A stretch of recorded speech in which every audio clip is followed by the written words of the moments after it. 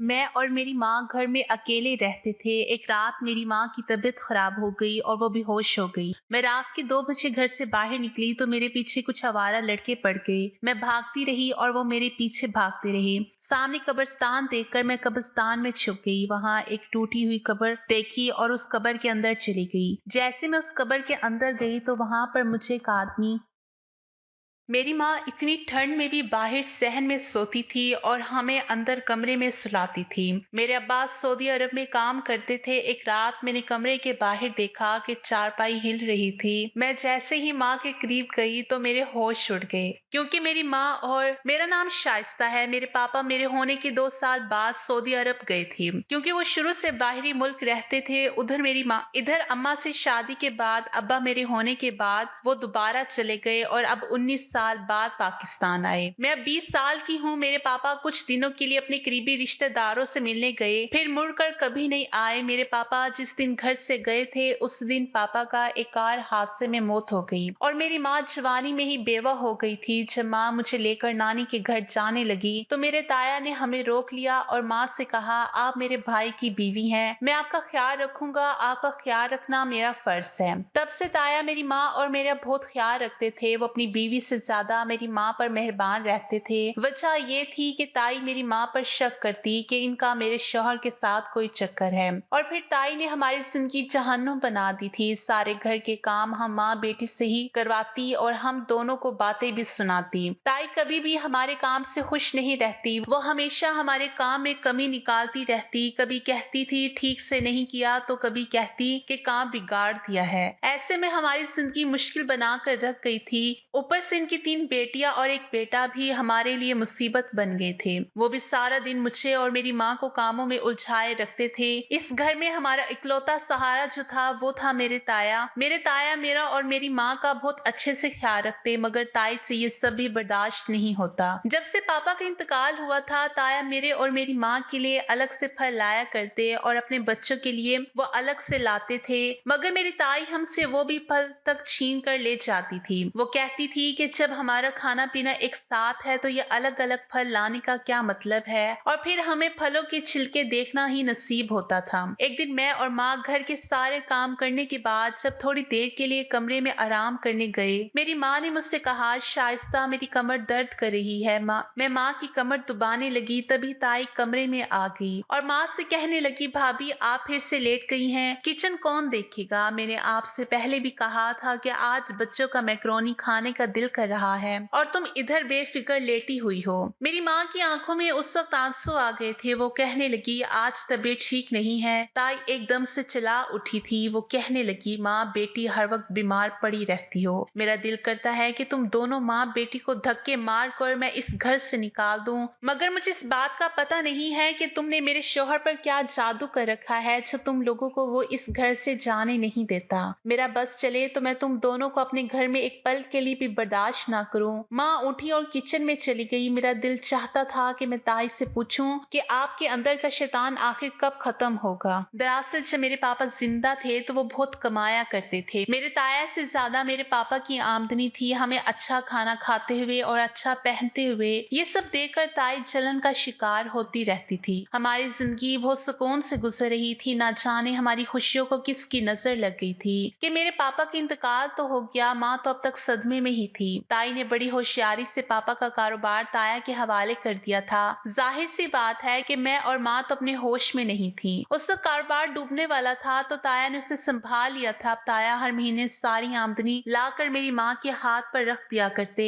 और कहते थे कि भाभी ये आपके पैसे हैं, आपको इसको कहाँ इस्तेमाल करना है ये आपकी मर्जी है। ये सब देखकर तो ताई का दिल जल कर रह गया था कि मेरा शौहर अभी भी एक एम्प्लॉय के तौर पर काम कर रहा है। ताई ने ताया और माँ पर शक करना शुरू कर दिया। अब वो रोज ताया से लड़ने लगी थी और कहने लगी कि तुम अपनी भाभी और इसकी बेटी शाइस्ता पर इतना मेहरबान क्यों हो, जरूर दाल में कुछ काला है। एक दिन माँ ने ताई के सामने हाथ जोड़ दिए थे और कहा था कि ऐसे अल्फाज अपने मुंह से मत निकाला करो, मुझे मेरी बेटी के सामने शर्मिंदा मत किया करो, मैं किसी को मुंह दिखाने की काबिल नहीं रहूंगी। लेकिन एक दिन ताया ने ताई से साफ साफ कह दिया कि अगर तुमने ये बात कहनी ना छोड़ी तो मैं तुम्हें इस घर से निकाल दूंगा और तुम्हें तलाक दे दूंगा। ये बात सुनकर ताई बहुत डर गई थी थी। इसके बाद उन्होंने फिर कभी ये बात अपने मुंह से एक बार भी नहीं निकाली थी, लेकिन उन्होंने माँ और मुझे बहुत जलील करने में कोई कसर भी नहीं छोड़ी थी। ताया को इस कदर अपनी मुट्ठी में कर लिया था कि जो महीने भर का खर्च लाकर वो माँ के हाथों में रखते थे, उन्होंने वो देना भी बंद कर दिया था। यानी कि अब हमारे कारोबार पर ताया और उसके बच्चों का पूरा कब्जा हो गया था। माँ की तबीयत अब बहुत ज्यादा खराब रहने लगी थी। मैंने सोचा था कि मैं ताया से बात करूंगी और उनसे कहूंगी कि वो माँ के इलाज के लिए चंद पैसे दे दें। जब रात को वो घर आए तो मैं उनके पास चली गई और मैंने उनसे कहा कि ताया, मुझे आपसे जरूरी बात करनी है। तो ताया कहने लगे कि हाँ बेटी, कहो क्या बात करनी है। तो मैंने कहा कि मेरी माँ की तबीयत अब बहुत खराब है, इनकी वजह से बड़ी परेशानी होती है। आप मेरी माँ के इलाज के लिए कुछ पैसे दे दें ताकि मैं माँ को डॉक्टर के पास ले जाऊं। ताया कहने लगे कि ठीक है बेटी, मैं तुम्हें कुछ पैसे दे दूंगा। मुझे तो इस बात का पता भी नहीं था कि उस वक्त ताई हम दोनों की बातें चोरी छुपे सुन रही थी। वो जल्दी से आगे बढ़ी और कहने लगी, वाह, मेरे लिए तो तुम्हारे पास बिल्कुल भी पैसे नहीं हैं। ताया तब कहने लगे कि अगर तुम कभी बीमार पड़ोगी तो तुम्हें भी डॉक्टर के पास लेकर जाऊंगा। इतना पत्थर दिल नहीं हूँ, लेकिन तुम कैसे बीमार पड़ोगी? तुम तो सारा दिन बिस्तर पर लेटी रहती हो, अपनी भाभी और इस बच्ची पर हुक्म चलाती रहती हो और इनसे सारा दिन घर का काम करवाती रहती हो। बीमार तो वो इंसान होता है जो रोज मेहनत करता है। ताई ने जब ताया के मुंह से ये सारे अल्फाज सुने तो उनके चेहरे का रंग उड़ गया, पर वो कुछ कहे बिना ही कमरे से बाहर निकल गई थी। ताया ने उस वक्त मुझे 10,000 रुपए दिए थे और मुझे कहा कि अपनी माँ को सुबह डॉक्टर के पास ले जाना। मैंने ताया का दिल से शुक्रिया अदा किया था और अपने कमरे में आकर सारी बात अपनी माँ को बता दी। माँ कहने लगी, शुक्र है तुम्हारे ताया का, जिनको अपनी बीवी के करतूत तो मालूम है। मैंने कहा कि माँ, मुझे भी इस बात की तसल्ली है। माँ कहने लगी, बस मैं चाहती हूँ कि मेरी और तेरी इज्जत इस औरत से महफूज रहे, वो कुछ भी कर सकती है। मैं बोली, माँ, ताई सारा दिन हमारी बेइज्जती करती रहती है, इससे ज्यादा और क्या करेगी? माँ कहने लगी, ऐसी औरतें बहुत कुछ कर लेती हैं, तुम क्या जानो। मैंने माँ से कहा, छोड़ो इन बातों को, अब मेरे पास पैसे आ गए हैं और मैं सुबह आपको डॉक्टर के पास लेकर चलूंगी। मैं और माँ रात को सोई थी इस बात से बेखबर कि आने वाली सुबह हमारे लिए क्या लेकर आने वाली थी। जब सुबह हुई तो मेरी आंख किसी के दरवाजे पीटने की आवाज सुनकर खुली थी। मैंने जल्दी से जाकर दरवाजा खोला तो सामने ही ताई खड़ी थी। वो मुझे खा जाने वाली नजरों से देख रही थी। पीछे ही ताया भी चले आए थे। ताई हमें कहने लगी कि तुमने अपने ताया के पैसे चुराए हैं। मेरे नाम इस सर हिला दिया और बोली, नहीं नहीं ताई, आप ये कैसी बातें कर रही हैं? मैंने तो जिंदगी में कभी भी चोरी नहीं की। ताया ने तो खुद कल रात को माँ के इलाज के लिए मुझे 10,000 रुपए दिए थे। वो कहने लगी, बस बस ज्यादा बातें मत बनाओ, मुझे अपने कमरे की तलाशी लेने दो। ताया भी पीछे खड़े ये सब देख रहे थे। तभी ताई ने हमारे कमरे की सारी चीजें उलट पुलट करना शुरू कर दी थी और जब उन्होंने हमारी अलमारी खोली तो सामने का मंजर देखकर मैं तो दंग रह गई थी। ताई ने अलमारी से अपने सोने का हार निकालकर हवा में लहराते हुए वो कहने लगी, शाइस्ता, मेरे सोने का हार तुम्हारी अलमारी में क्या कर रहा है?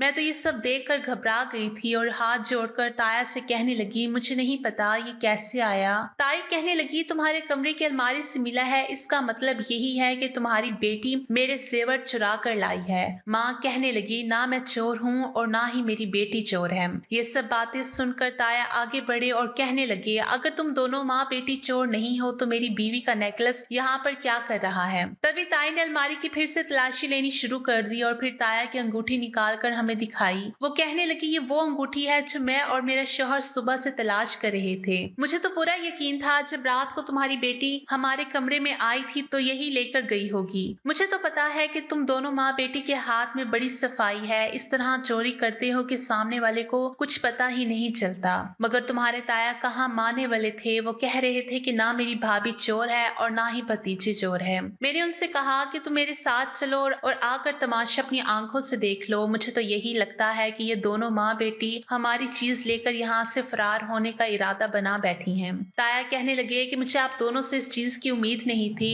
ताई कहने लगी कि मैं अभी इन दोनों को अपने घर में नहीं रख सकती, मैं अभी पुलिस को फोन करके इन दोनों को जेल में बंद करवाती हूँ। तभी ताया कहने लगी, ऐसा हरगिज मत करना, जैसे भी ये है मेरे भाई की निशानी है। ताई के माथे पर बल पड़ के वो कहने लगी, आज भी आप इन दोनों माँ बेटी की ही तरफदारी कर रहे हैं। ताया चुप रहे थे तो ताई कहने लगी, अगर तुम चाहते हो कि मैं तुम्हारी भाभी और भतीजी को पुलिस के हवाले ना करूं तो इन्हें अभी इसी वक्त घर से निकाल दो। मैं अब इन दोनों को साथ में नहीं रख सकती। ताया का चेहरा तब उतर गया था। वो आगे बढ़े और हमसे माफी मांगते हुए वो कहने लगे कि भाभी, अब बात चोरी तक आ गई है। अगर आपने और शाइस्ता ने इस तरह की हरकत ना की होती तो आज मेरी बीवी की ये मजाल ना होती कि वो आप दोनों को इस घर से निकल जाने का कहती। लेकिन गलती तो आपकी और आपकी बेटी की ही है। मैं अपनी बीवी को मना नहीं कर सकता, इसलिए बेहतर यही होगा कि अब आप इस घर से चली जाएं ताकि मेरी बीवी आपको पुलिस के हवाले ना कर सके। तब मेरी माँ आगे बढ़ी थी। वो जिंदगी में पहली बार ताया के सामने बोल रही थी। वो कहने लगी, जिस घर से आप जाने का कह रहे हो ये घर मेरे शौहर ने बनाया था। आप एहसान फरामोश हो मगर आप तो सारी हदें पार कर चुके हो। आपने मेरे शौहर के घर पर कब्जा किया, मैं चुप रही। आपने मेरे शौहर का सारा कारोबार अपने कब्जे में कर लिया, मैं तब भी चुप रही। आपकी बीवी ने मुझे और मेरी बेटी से नौकरों की तरह रवैया रखा, हमसे पूरे घर का काम करवाया। मैंने फिर भी कुछ नहीं कहा, लेकिन अब बस बहुत हो गया। अगर इस घर से कोई जाएगा तो मैं नहीं बल्कि आप और आपकी बीवी और आपके बच्चे जाएंगे। मेरी माँ की आवाज बहुत तेज थी। ताया कहने लगे, भाभी आपको गलत फहमी हो रही है। अगर मैंने आपके शौहर का कारोबार ना संभाला होता तो क्या ये इस मकाम पर पहुंचता, बल्कि वो कब का डूब गया होता और आप ये घर बेचने पर मजबूर हो जाते और आपके पास छत भी ना रहती। आप दोनों माँ बेटी पहले भी चोरी करती रही हैं। हमारा बहुत सारा पैसा गायब है जो आपने ही चोरी किया होगा। ये बात सुनकर ताई आगे बढ़ी और उन्होंने पुलिस का नंबर मिलाया। वो कहने लगी, आप हमारे घर आ जाएं, हमारे घर में चोर हैं। ताया कहने लगे, भाभी आप तो अपनी जिंदगी गुजार चुकी हैं, अब अपनी बेटी का ही कुछ सोचिए। बेहतरी इसी में है कि आप ये घर छोड़कर चली जाएं। आपको नहीं पता कि थाने में क्या सलूक होता है। उन्होंने माँ को इस कदर डराया कि माँ 2 जोड़े कपड़े बैग में रखकर मुझे अपने साथ लेकर रवाना हो गई। मैं और माँ बेबसी के हाल में पहुंच गए थे। दुख इस बात का नहीं था कि हमें हमारे हक से दूर किया जा रहा था, क्योंकि जब से पापा मरे थे हमें कभी हमारा हक मिला ही नहीं था। असल परेशानी इस बात की थी कि हमारे पास रहने के लिए कोई ठिकाना नहीं था। माँ कहने लगी, बेटी अब हम कहाँ जाएंगे? जब से पापा हमारी जिंदगी से गए थे ताया ने हमें किसी से मिलने जुलने भी नहीं दिया था और ना ही किसी के साथ रिश्ता रखने दिया था। अगर माँ की कोई दोस्त होती तो हम उसके घर चले जाते। यूं ही चलते चलते रात हो गई। हम अपने शहर से दूर आ गए थे मगर कोई भी ठिकाना हमें नहीं मिला। माँ भी खामोश थी और मैं भी खामोश थी। फिर रात हो गई। अकेली औरतों को मर्द अजीब नजरों से देखने लगे थे। हम क्या करें? मेरे पास कोई जवाब ही नहीं था। हम आगे पहुंचे। हमें एक झोंपड़ी नजर आई। माँ कहने लगी, ये जगह रात गुजारने के लिए अच्छी है, सुबह हम कहीं निकल जाएंगे। मैंने कहा कि ठीक है माँ, आ जाओ, हम इस झोंपड़ी में चलते हैं। मैं और मेरी माँ झोंपड़ी में दाखिल हो गए। वहां पर कोई शख्स मौजूद नहीं था। मैं और माँ जमीन पर बैठ गए थे। माँ के आंसू निकलते जा रहे थे। वो कहने लगी, बेटी मुझे माफ कर दो, मेरे होते हुए तुम्हारी जिंदगी में ऐसा दिन आ गया। मैंने कहा कि माँ, इसमें आपका कोई कसूर नहीं, आपको शर्मिंदा होने की जरूरत नहीं है। खुदा इन लोगों से हिसाब लेंगे जो हमें इस हाल तक पहुंचाने के जिम्मेदार हैं। माँ खामोश रही। मैं और माँ एक दूसरे के सामने बैठे थे। डर के मारे ना तो मुझे नींद आ रही थी और ना ही माँ को। मैंने महसूस किया कि माँ कुछ बेचैन सी थी। कभी उठकर खड़ी हो जाती तो कभी बैठ जाती। मैं आगे बढ़ी और बोली, क्या बात है माँ, आप ठीक नहीं लग रही। माँ ने ना में सर हिलाया और मैंने महसूस किया कि माँ का पूरा जिस्म पसीने से लथपथ हो चुका था। इनके चेहरे का रंग भी फीका पड़ चुका था और फिर देखते ही देखते वो तो बेहोश हो गई। मैं बोली, माँ क्या हो गया है आपको? आप आंखें खोलो। मगर माँ ने मुझे उसका कोई भी जवाब नहीं दिया। माँ जैसे जमीन पर गिर गई थी। मैंने जल्दी से माँ की नब्ज को टटोला था। वो अभी भी चल रही थी। मुझे मालूम था कि मेरी माँ दिल की मरीज है और डॉक्टर ने ऐसी हालत में माँ को जुबान के नीचे रखने के लिए गोली दी थी। मेरे पास उस वक्त गोली मौजूद नहीं थी। मैंने माँ को वहीं पर लिटाया और खुद भागते हुए बाहर निकल गई थी। मैं जल्दी जल्दी करीब के मेडिकल पहुंचना चाहती थी ताकि वहां से माँ के लिए गोली लेकर आ सकूं। मेरे पास पैसे नहीं थे मगर मुझे यकीन था कि ऐसी हालत में अल्लाह मेरी मदद जरूर करेगा। मैं भागती जा रही थी और फिर मैंने महसूस किया कि मेरे पीछे कुछ आवारा लड़के लग चुके हैं। मेरा दिल बहुत तेजी से धड़कने लगा था। वो कहने लगे कि तू यहाँ से भागकर कहाँ जा रही है? तुम्हारे पास फरार होने का कोई भी रास्ता नहीं है। ऐसा करो कि रुक जाओ, हमें मत थकाओ। मैं इनकी बातें सुनकर बहुत ज्यादा डर गई थी और अपनी दौड़ और तेज कर ली थी मगर वो भी कहाँ रुकने वाले थे। वो भी मेरे पीछे पीछे भागते रहे और मैं खुदा से दुआएं मांगती जा रही थी कि मेरी माँ बीमार है, मुझे इन लोगों से बचा लो। मेरा डर से बहुत बुरा हाल था। टांगे भी कांप रही थी मगर वो लड़के तो मेरे पीछे ही आते जा रहे थे। तभी मुझे सामने कब्रिस्तान नजर आया। कब्रिस्तान देखकर मेरा दिल सुन्न हो चुका था। मैं रात के इस वक्त इस कब्रिस्तान में बिल्कुल भी नहीं जाना चाहती थी, लेकिन वो लड़के भी इस कब्रिस्तान में मेरे पीछे आ गए। वहां मुझे कौन बचाने वाला था? तभी मुझे एक टूटी हुई कब्र नजर आई। मैं उन आवारा लड़कों की नजर से ओझल होने के लिए उस टूटी हुई कब्र में उतर गई। मेरा दिल जोर जोर से धड़क रहा था। ऐसा लग रहा था जैसे कि अभी मैं मरने वाली हूँ और मुझे इन लड़कों की कदमों की आवाज सुनाई दे रही थी और साथ वो एक दूसरे से बात कर रहे थे कि अगर वो लड़की मिल गई तो इसको हम छोड़ेंगे नहीं। ये बात सुनकर तो मैं और घबरा गई। फिर वो दोनों लड़के कब्रिस्तान में मेरी तलाशी करते रहे, लेकिन इन्हें मैं कहीं ना मिली तो वो वापस चले गए। मैं अपनी सांस से बराबर करने लगी थी। फिर मैं कब्र से बाहर आने लगी तो मेरा हाथ किसी चीज पर लगा। मैं उछल गई कि ऐसा लगा कि किसी आदमी पर मेरा हाथ लगा है, मगर पूरे चांद की रोशनी से मुझे नजर आया कि एक लाल कपड़े में कोई चीज बंधी हुई थी। मैंने आस पास देखा तो कोई नहीं था। मैंने जब उस कपड़े को खोला तो उसमें मुझे पैसे और जेवर नजर आए। मैंने उसे उठाया और कब्रिस्तान से निकल गई। अब तो सुबह हो गई थी। मुझे कोई डर नहीं था, लेकिन माँ की फिक्र सता रही थी। मैं किसी तरह उस जगह पर वापस आ गई जहाँ रात को माँ को छोड़ गई थी। ये देखकर मैं हैरान थी कि वहां पर एक औरत मौजूद थी जो माँ का ख्याल रख रही थी। मैं आगे बढ़ी तो देखा कि माँ मुझे देखकर मुस्कुरा रही थी। मैं उस औरत से बोली कि आप कौन है? वो औरत कहने लगी कि मैं यहाँ से गुजर रही थी तो मेरी नजर इस औरत पर पड़ी कि औरत दर्द से तड़प रही थी। मैंने इनसे पूछा कि परेशानी क्या है तो उन्होंने अपने दिल पर हाथ रखा। मैं सारी बात समझ गई। मेरा भी दिल का मसला है। मुझे भी डॉक्टर ने जुबान के नीचे गोली रखने के लिए दी थी, जो मैंने अपने बैग से निकाल कर इनकी जुबान के नीचे रख दी और ये ठीक हो गई। मेरी आंखों में आंसू आ गए कि खुदा इंसान की ऐसी जगह पर मदद करता है जहां उसने सोचा भी ना हो। माँ की हालत ठीक हो चुकी थी। मैंने उनका शुक्रिया अदा किया और माँ को अपने साथ लेकर वहां से निकल गई। माँ कहने लगी कि तुम मुझे कहाँ लेकर जा रही हो? मैं माँ को अपने साथ लेकर होटल में गई थी। वहाँ एक अच्छा सा कमरा मैंने बुक किया। माँ कहने लगी इस कमरे के लिए तुम्हारे पास पैसे कहाँ से आए? तब मैंने माँ को सारा किस्सा सुना दिया और उनके सामने वो गठड़ी खोल दी। हमने जब वो कागज खोले तो उस पर जो तारीख लिखी हुई थी उसे देखकर मैं और माँ हैरान रह गई थी। वो ज़ेवरात किसी ने 100 साल पहले कब्र में छुपाए थे। जाहिर सी बात है कि अब इन चीजों का मालिक तो मर गया होगा।